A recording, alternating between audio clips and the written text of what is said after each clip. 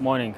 My name is Mchenge, Nyoka. I'm a National Project Coordinator at the United Nations Industrial Development Organization in South Africa, responsible for coordinating resources and activities to ensure that UNIDO projects in the sustainable energy field, climate change and industrial parks effectively implemented and that their objectives are met when it comes to achieving the success that they were meant to achieve. Well, we've got a number of active programs and projects in South Africa. One that I would like to share with you is the South African Industry Adaptation Project, SIA, which is funded by the government of Flanders. The project is aimed at accelerating the transition to a decarbonized economy by strengthening the climate change adaptation capacity of the agro-processing sector. So in this project, we do a number of activities that are aimed at strengthening the climate change adaptation capacity of the industrial sector, looking at the development of pilot projects, supporting pilot projects that are showcasing the water and energy nexus approach to climate resilience. We support industries with water and energy audits, and we also foster innovation. And one of the things that we're looking at is the sustainability of the project. So we try to build as much partnerships as possible to scale up the work. And these partnerships that we are fostering are between Flemish institutions and South African-based institutions, from research institutions to even technology providers. So we've got an active pilot currently that has been funded through the project, Tailor-Made Water Solutions. They're using a water treatment system. They're basically growing spinach in wastewater, which is quite an exciting opportunity and a project implemented by Tailor-Made Water Solutions in the Ebai brewery. We've got a partnership there with Waterloo, which is a Flemish technology provider, and AB InBev also is involved in that. And then we've got this company that was founded by Dr. Richard Taylor, Tailor-Made Water Solutions, which is responsible for the overall project implementation. Yeah, and just briefly, we are executing the project with two partners in South Africa, the National Cleaner Production Center of South Africa and the Technology Innovation Agency. Those are the partners that we are working on the project.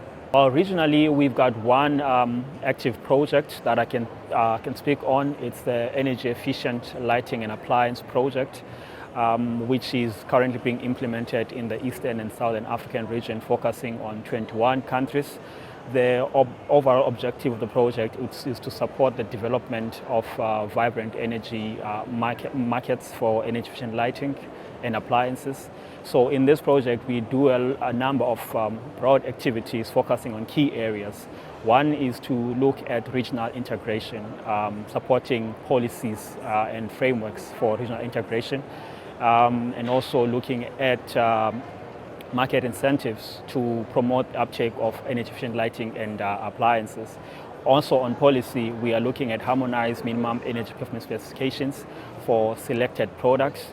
We also enhance government capacities, looking at testing capabilities or testing facilities located within governments, and do a lot of workshops, webinars to basically equip policymakers with the necessary skills to develop policies to speak to the adoption of energy efficient lighting and appliances. And lastly, one of the biggest things that we see when it comes to energy efficiency is the awareness part of it. So we do a lot of these awareness raising initiatives by participating in conferences and hosting a number of workshops where we try to raise as much awareness as possible when it comes to energy efficient lighting and appliances.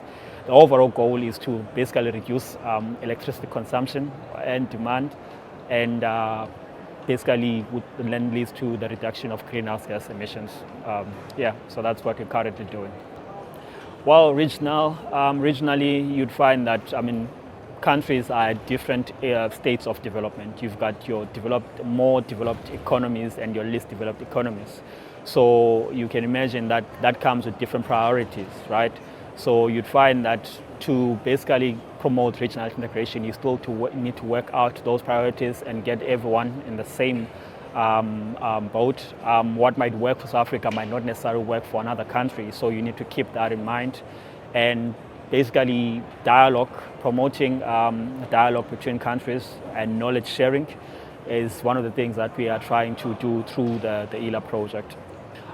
Yes, the project that I mentioned earlier, the South African Industry Adaptation Project, is looking at specifically at the agro-processing sector, which you can stretch as far back as agriculture for primary products. So we do a lot of work there using the water and energy nexus approach to enhance climate resilience in the industry.